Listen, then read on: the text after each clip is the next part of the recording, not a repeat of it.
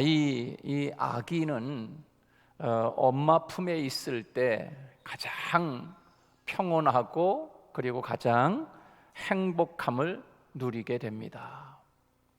또 아이가 있어야 하는 자리는 엄마의 품이지 않습니까? 학생이 가장 행복해질 수 있을 때는 그 학생이 학교에 있을 때가 아니겠습니까?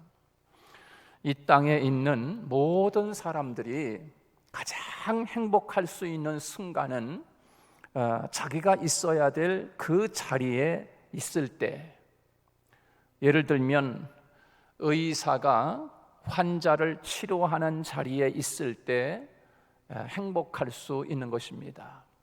또 군인이 국민의 재산과 나라의 안녕과 국방을 지키는 일에 충실할 때 좋은 군인이라고 이야기할 수 있습니다. 또 신앙인도 마찬가지로 마땅히 신앙이 있어야 하는 그리스도인의 자리에 있을 때 참된 행복과 진정한 그리스도인의 사명을 잘 감당하면서 살아갈 수 있게 되겠지요. 하나님 앞에서 우리 인간은 피조물의 위치에 있을 때 영원한 행복이 있는 것입니다. 피조물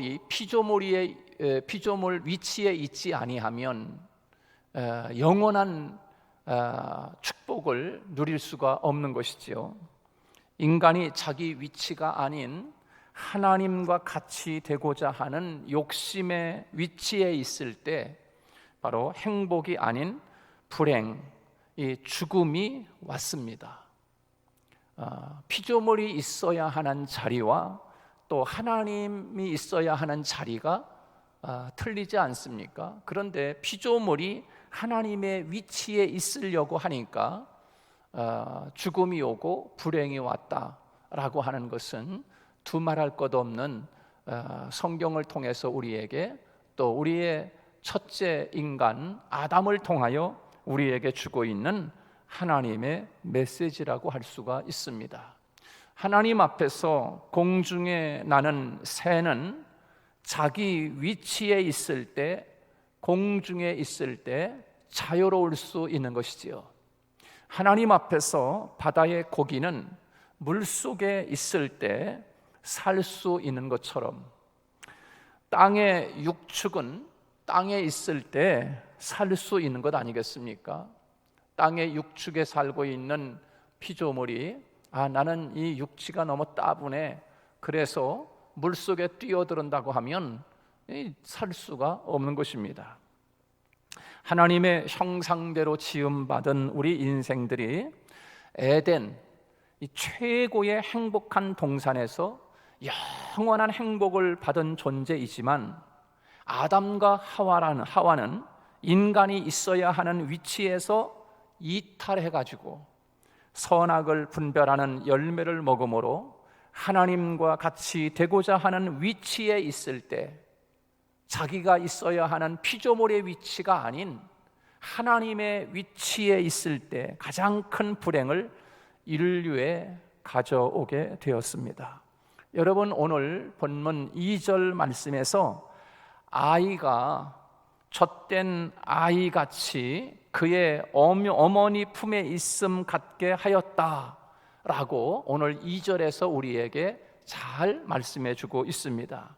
여러분, 이 땅에 우리 크리스찬들이 있어야 할 위치는 우리를 만들어 세상에 보내신 아버지 품에 있어야 하는 것 아니겠습니까?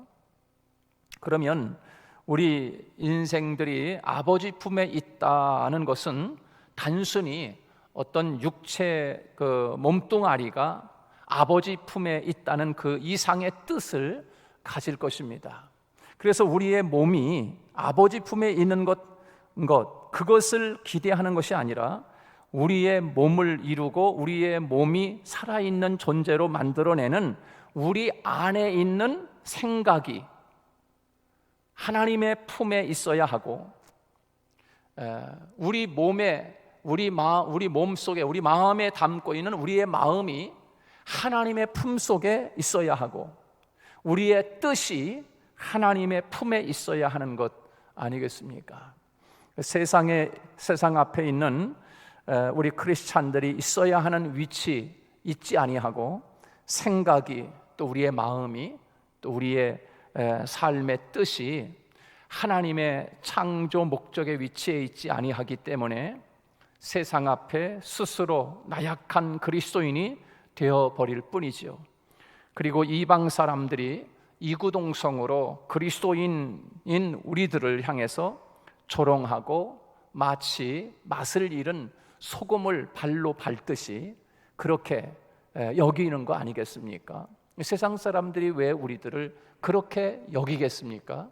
그리스도인이 있어야 하는 자기 위치를 이탈했기 때문에 그렇게 그리스도인의 나약함으로 존재할 수밖에 없는 거예요.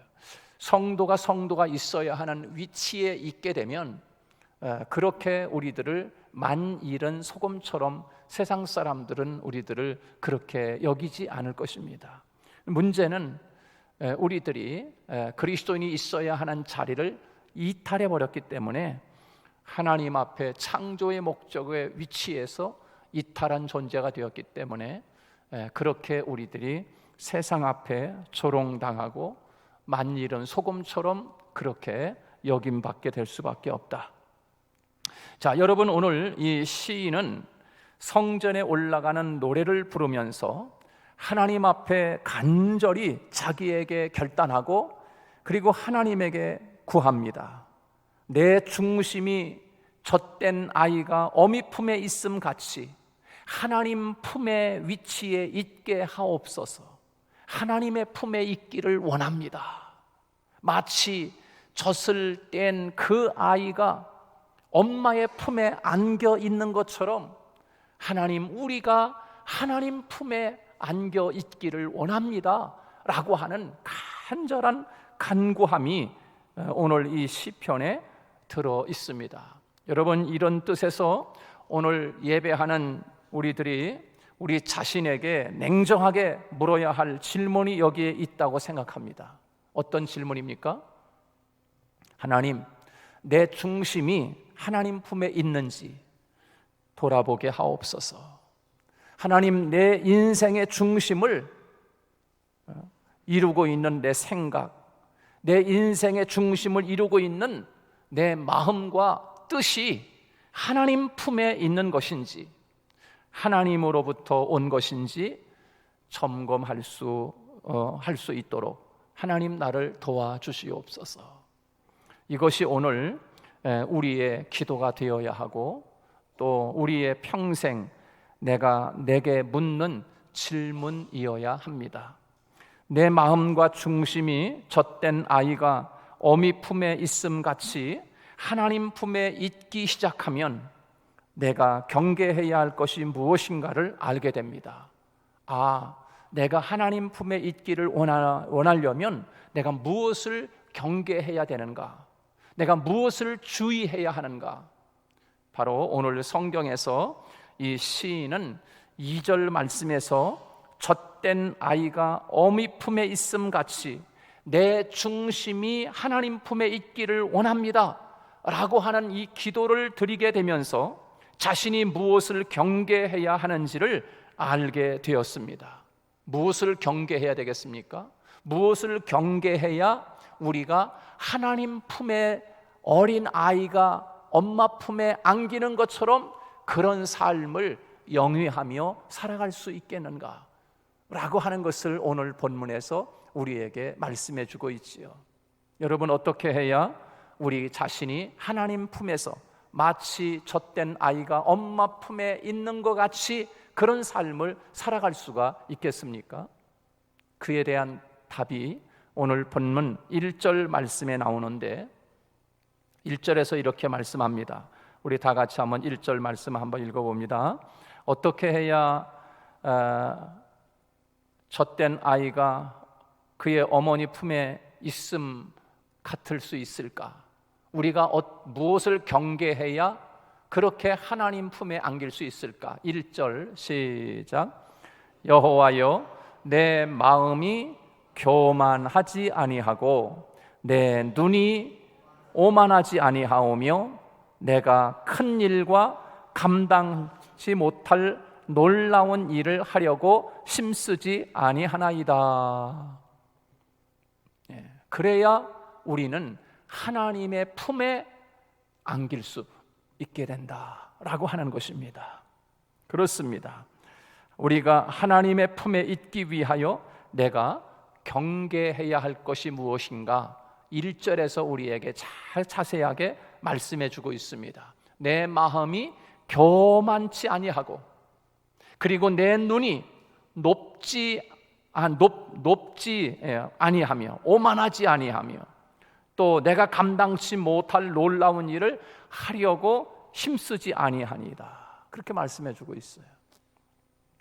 첫 번째는 우리가 하나님 품에 안기기 위하여 주의할 것, 첫 번째는 교만을 경계해야 합니다. 교만을 경계해야 됩니다. 오늘 1절 그 앞부분에서 여호와여, 내 마음이 교만하지 아니하고, 그렇게 말씀했습니다. 우리가 마음이 교만하게 되면 우리는 우리의 마음과 생각, 우리의 뜻이 하나님의 품에서 벗어나게 된다라고 하는 것입니다. 교만하기 때문에 내 마음대로 살아도 되지, 뭐 하나님 뜻대로 살아야 되나, 꼭 내 마음대로 살면 되지. 여러분, 마음이 교만하면 하나님도 없다 이야기하고요, 하나님도 믿지 않으려고 하는 거예요. 교만이거든요, 교만. 자, 그런 사람이 어찌 하나님의 품에 내 생각을, 내 마음을, 내 뜻을 하나님 품에 어떻게 거할 수가 있겠습니까? 자기가 마음이 교만한데. 여러분, 우리 크리스찬은 세상 사람들이 부러워하는 높이로 살아가는 사람들이 결코 아닙니다. 세상 사람들이 부러워하는 높이가 뭡니까? 나도 잘 살아야지, 나도 행복하게 살아야지, 나도 넓은 집에 살아야지, 나도 성공해야지, 나도 사업 번창해야지. 이렇게 여러분, 세상 사람들은 세상의 눈높이에 맞춰서 살아간다고 하지만 우리 크리스찬은 세상 사람들이 부러워하는 높이로 살아가는 사람들이 아니라 말씀에 대한 깊이, 하나님에 대한 마음의 넓이로 살아가는 사람들인 줄로 믿습니다. 하나님의 말씀의 깊이로 살아가는 거예요.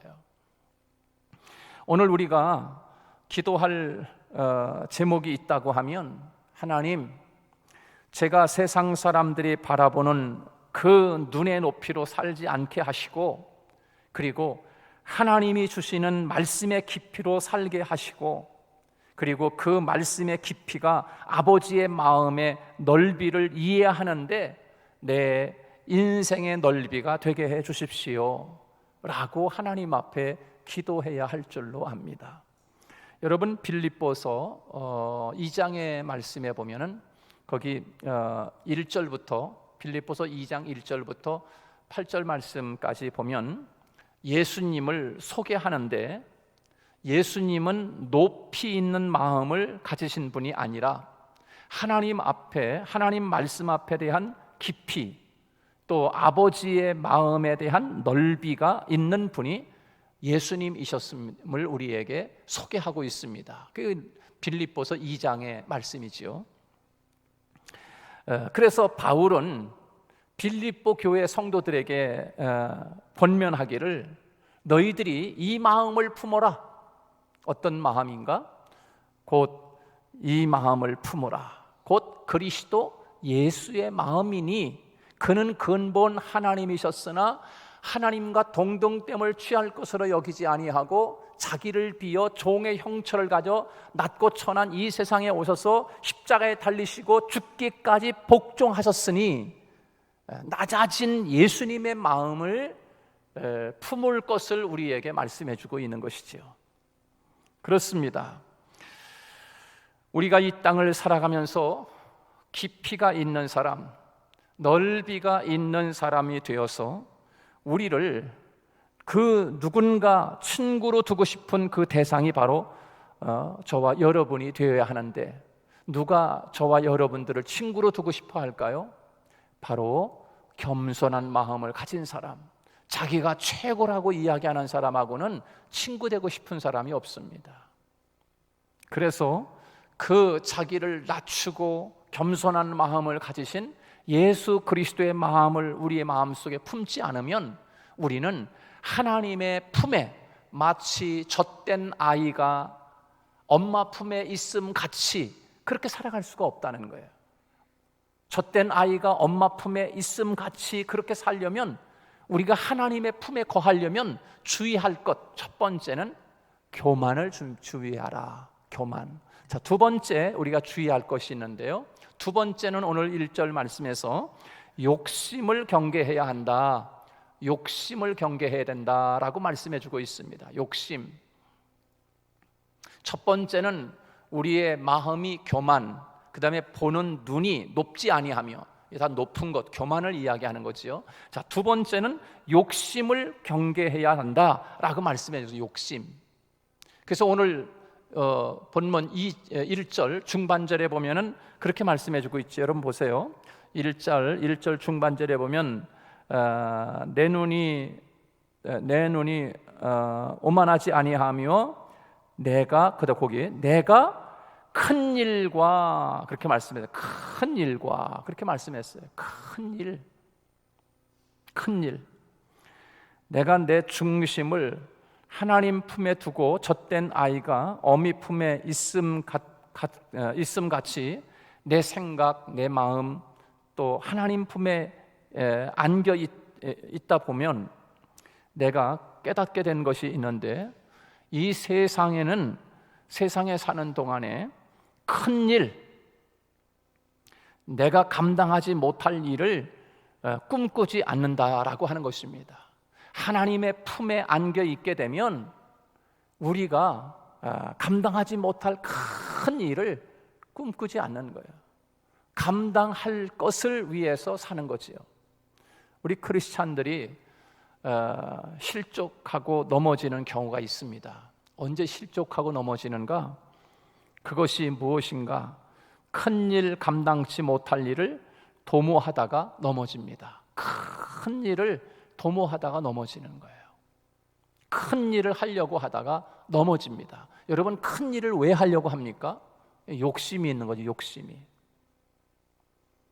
그래서 한국 교회 이제 정신 차려야 할 것이 하나 있다고 하면, 예배당이 쓸만한데 예배당을 부수고 크게 예배당 지려고 하는 것, 이거 이제 주의해야 된다.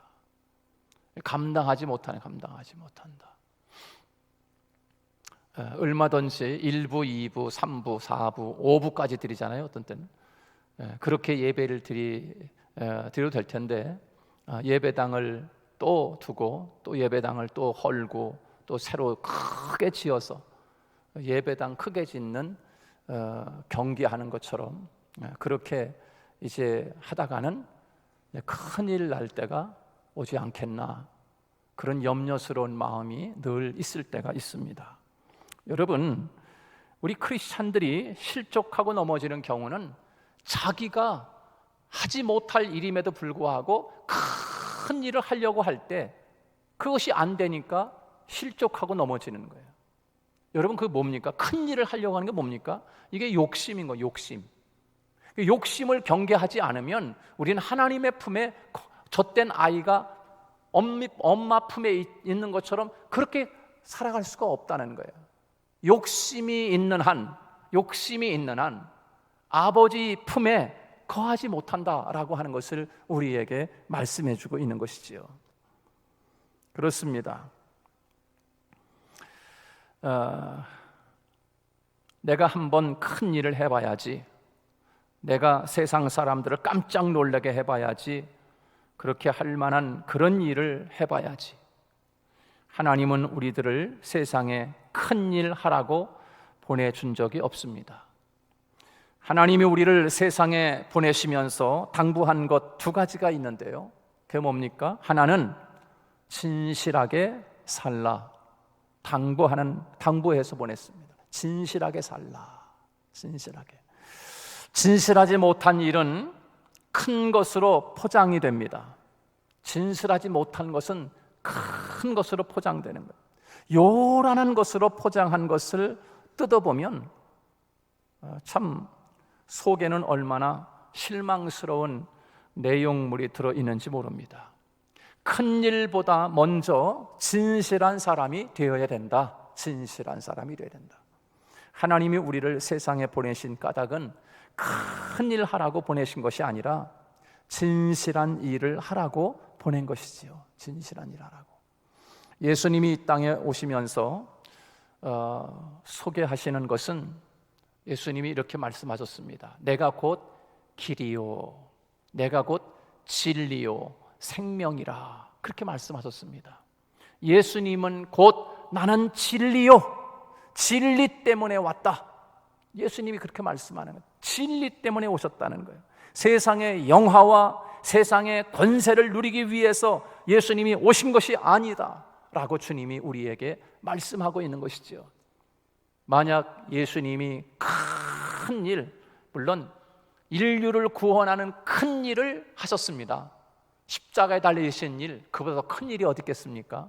그러나 우리들이 생각하는 큰 일, 세상에 큰 성을 짓고 세상에서 만들 수 없는 엄청난 큰 로봇 같은 그런 항공기를 짓거나 아니면 무기를 만들거나 어떤 하늘에 닿을 만큼 엄청 큰 그런 성을 쌓고, 여러분, 예수님이 어떤 그런 큰 일을 하기 위해서 오신 것이 아니라 예수님은 예수님 자신이 나는 진리다, 진리로 존재하기 위해서 이 땅에 예수님이 오신 줄로 믿습니다.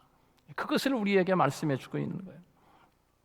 또 하나 우리를 세상에 보내신 이유는, 첫째는 진실하게 살라라고 하는 거예요. 두 번째는 큰 일 하라고 보낸 것이 아니라 아름다운 일을 하라고 우리들을 보냈습니다. 아름다운 일을 하라고. 시편 133편, 이 131편하고 133편하고 아주 말씀이 가장 짧은 그런 말씀으로 기록되어 있는데, 시편 133편 말씀에 보면 형제가 연합하여 동거함이 어찌 그리 선하고 아름다운고, 어찌 그리 선하고 아름다운고 이랬어요. 선하고 아름다움, 바로 그곳은 같은 단어를 가지고 있습니다. 같은 뜻입니다. 하나님이 우리를 보시고 가장 좋다라고 하시는 것은 언제인가? 아름다운 삶을 살아갈 때. 아름다움은 어디서 오는가? 서로 연합하여 더불어 이렇게 살아갈 때 하나님이 볼 때 그것이 아름답다라고 하는 것입니다. 같은 마음을 품고 같은 생각을 하고 같은 말을 하고, 그것이 너무나 아름다운 거지요. 여러분, 우리의 몸이 손 따로 놀고 발 따로 놀고 눈 따로 놀고 입 따로 놀면 어떤 사람이죠? 예? 지체장애. 같이 놀아야 돼요. 여기에서 명령하면 손이나 발이나 입이나 같이 나가야 되는, 같이. 마음도 같은 생각을 가지고 한 마음을 갖고 같은 손을 움직이고 같은 발을 움직이고 같은 입을 놀리며, 이게 바로 건강한 몸이죠. 손 따로 발 따로 입 따로 돌아가면 이거는 건강하지 못한 거지요. 여러분, 어떤 것이 아름다운 것인가? 정말 같은 마음을 품고 하나가 되어 동거함을 보시면서 어찌 그리 선하고 아름다운가 라고 말씀했어요. 최초의 그 초대교회 공동체 모습이 나오는데요, 그렇죠? 사도행전에 보면 최초의 그 초대교회 모습이 나오잖아요. 그 공동체를 로마 제국이 보고 부러워했던 모습이 있습니다. 로마 제국이 와서 보니까 그 초대교회 성도들이 너무나 부러운 거예요. 뭐가 부러웠어요? 그것이 뭡니까? 서로가 서로 연합하여 하나가 되어서 살아가는 모습.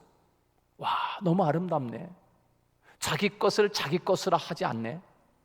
그래서 땅을 팔아서 다 자기 것을 갖다 하나님 앞에 드려서 어려운 사람이 없도록 했다. 다 서로 나눴다. 공산사회가 됐다. 그리고 공산주의가 거기서 본받은 거 아니에요? 거기서 그걸 본받아서 이 모태똥이니 뭐 다 이 김일성이니 다 이 공산주의가 된 거야. 자, 그래서 그거를 보고 그 초대교회 그 아름다운 공동체의 한 모습을 보고서 로마인들이 너무너무 부러워하는 거예요. 야, 어떻게 저렇게 마음을 같이 하나로 묶을 수가 있을까? 어떻게 저렇게 한 목소리를 낼 수 있을까? 어떻게 저렇게 한 생각을 할 수 있을까? 라고 하는 그것이 너무나 아름다운 거예요. 그렇습니다.